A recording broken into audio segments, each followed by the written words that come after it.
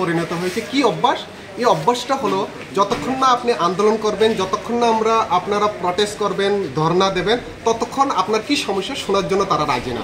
Same অবস্থা tribal ওয়েলফেয়ারেরও বিগত প্রত্যেক বছর একদিন দুই দিনটা প্রত্যেকটা বছর স্কলারশিপের সমস্যা, কিন্তু এবারও সেম সমস্যায় পরিণত হয়েছে। এবার যখন আমরা আজকে আসলাম অনেক দিনের পর, ভাবলাম এবার হয়তোবা তাড়াতাড়ি স্কলারশিপ ডুববে সবাই, কিন্তু এবারও আর হয়নি।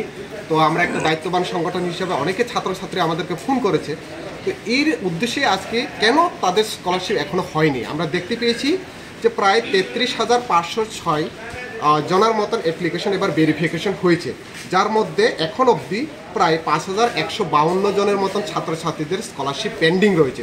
তো আমাদের প্রশ্ন, এই পেন্ডিং কেন থাকবে? বাকিরা যদি হয়ে গেলে তারা কেন থাকবে?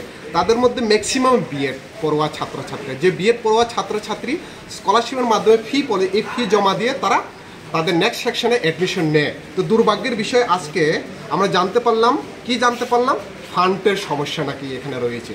তো যেখানে রাজ্যে বিজেপি সরকার, কেন্দ্রে বিজেপি সরকার, ইভেন ত্রিপুরা দরদি ত্রিপুরা মথর সরকার এখন তিনটা ইঞ্জিন বলতে পারে, যদি ট্রাইবেলের নজর দিকে দেখে বা ত্রিপুরাসার নজর দিকে যদি আমরা দেখি, তাহলে তিনটা ইঞ্জিন মিলে যদি তারা এই ফান্ডের সমস্যা বলা, তাহলে অত্যন্ত লজ্জার ব্যাপার।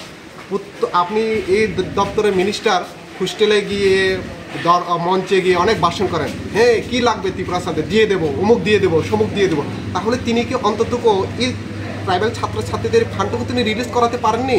এতই তার অবস্থা। তো আমরা বলবো এই ফান্ডের যে ইস্যু, আপনার যদি সত্যি ত্রিপুরা দরদি হয়ে থাকেন, মন্ত্রী হয়ে থাকেন বা দল হয়ে থাকেন, এই ফান্ডের ইস্যু সমাধান করা হোক। আর দ্বিতীয় যেটা আমাদের দাবি ছিল সেটা হলো, বিগত বামফ্রন্ট সরকারের আমলে মানে 2018 অবধি বিএড পড়ুয়া ছাত্রছাত্রীদের স্কলারশিপের পরিমাণ 78,000 ছিল।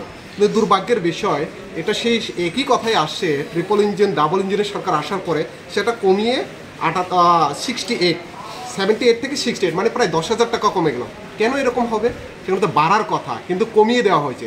আমরা বলেছি এই স্কলারশিপের পরিমাণ বৃদ্ধি করতে হবে, এবং যারা পেন্ডিং রয়েছে এই পেন্ডিংগুলোর অতি সপ্তাহে সমাধান যদি না হয়, আমরা অনেকবার এই নিয়ে ডেপুটেশন দিয়েছি, বলেছি, কিন্তু আমরা চাইব অক্টোবর মাসের ভিতরে যদি এই সমস্যার সমাধান না হয়, বিগত দিনে দপ্তর এবং দপ্তরের মন্ত্রী, বিশেষ করে দপ্তরের মন্ত্রী যারা কর্মচারী রয়েছে তাদের তো কিছু করার নেই, কিন্তু যারা মন্ত্রী রয়েছেন যিনি অনেক বড় বড় কথা বলেন, তাদের উদ্দেশ্যে বলছি আমরা